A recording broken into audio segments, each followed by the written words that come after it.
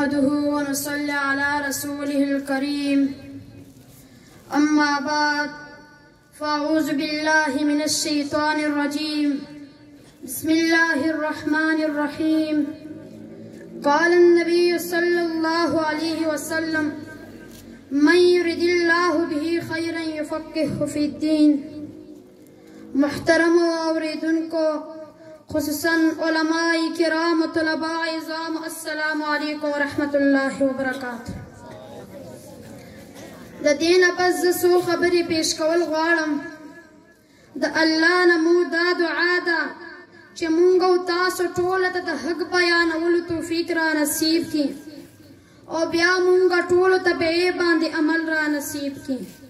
په دې حدیث شریف کې نبی صلی الله علیه وسلم فرمایي چې چالر الله د خیر اراده ولري نو هغه په دین کې پوهه ور نصیب کړي.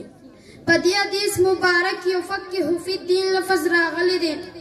راځي چې د ټولو نه اول تفقه وپېژنو چې فقه د څه څیز نامه ده.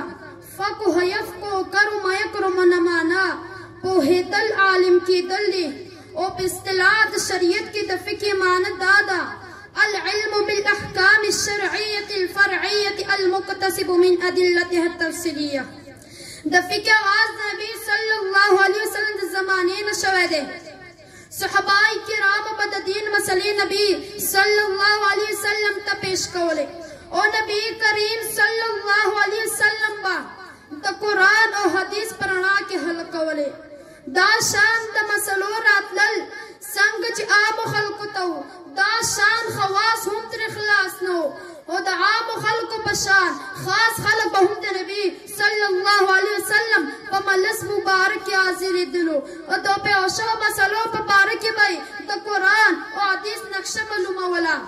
د نبی صلی الله علیه وسلم په موجودګۍ کې یو کس ته هم د اجتهاد کولو یا په قیاس سره د مسلو معلومېدلو ضرورت نه.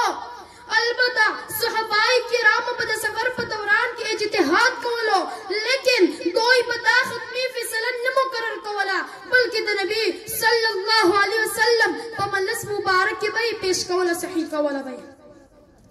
څنګه چې د معاذ بن جبل رضی الله عنه د واقعې نه ثابت کېږي چې کله د یمن گورنر جوړ کړی شو او هلته لاړو بیا د نبی صلی الله علیه وسلم نه پس د نبی صلی الله علیه وسلم وفادار او جان نثارو دا عظیم کار ښه په اخلاص او مینه سره ترقي ورکړه او د صحابه کرامو تر اوده پورې دا نظام ورځ په ورځ ترقي کوله.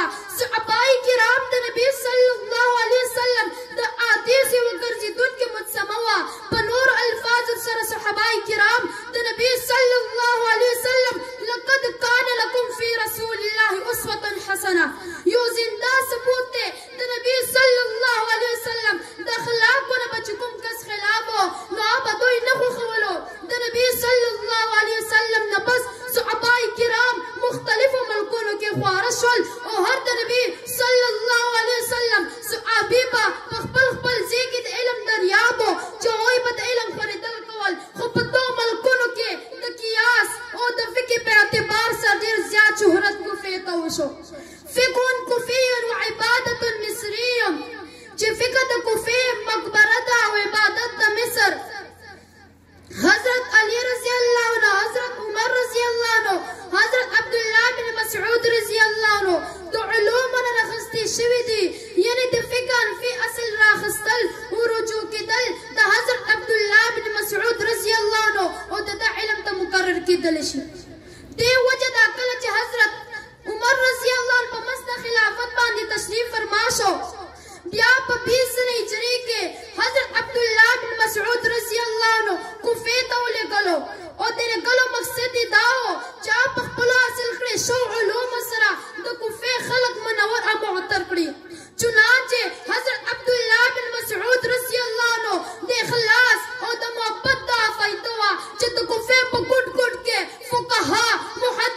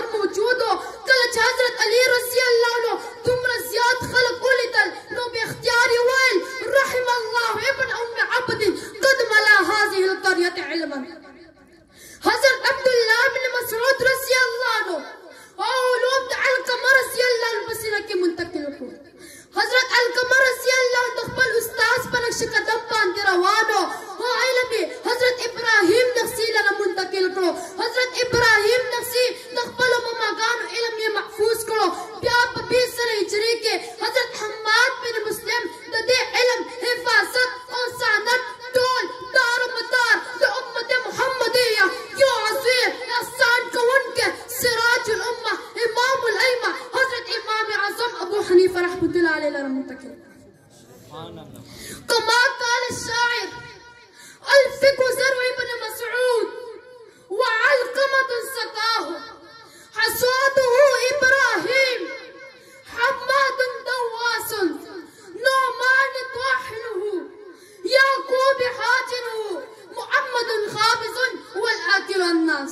محترم العشير معنى دادا الفقه زرع ابن مسعود دا فصل عبد الله بن مسعود قال له وعلقمة سقاه علقمة بڑکولو حصاده إبراهيم قتلو حماد دواس حماد ترشل برکلو نعمان طاحنه نعمان تدول وقلا يعقوب حاجنه يعقوب نندقلا محمد خابز محمد فخقلا والآكل الناس ومنگو تاسیخو.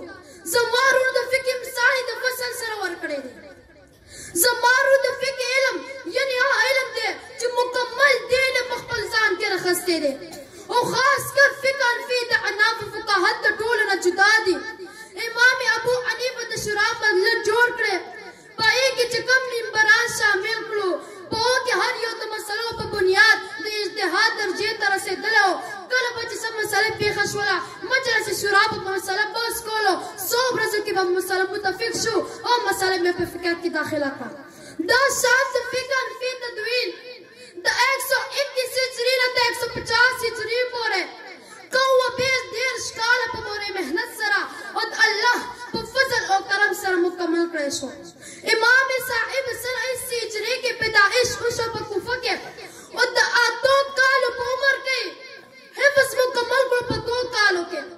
امام صاحب دا وفات کے دلو پا وقت کی عمر تقریباً 70 سالو اور بسر 150 ہجری کے وفات شو. دا سجدے پا حالت کے دا ابو جعفر دا ظلم اور ستم انتہاؤ پرے بیا پا قبر ادھر باندے عبداللہ ابن مبارک دا شیر فرمالو لقد زان البلاد ومن عليها امام المسلمين ابو حنيفة بآثار وفكر في حديث كآثار الزبور على الصحيفة فما في المشرقين له نظير ولا بالمغربين ولا بكوفة.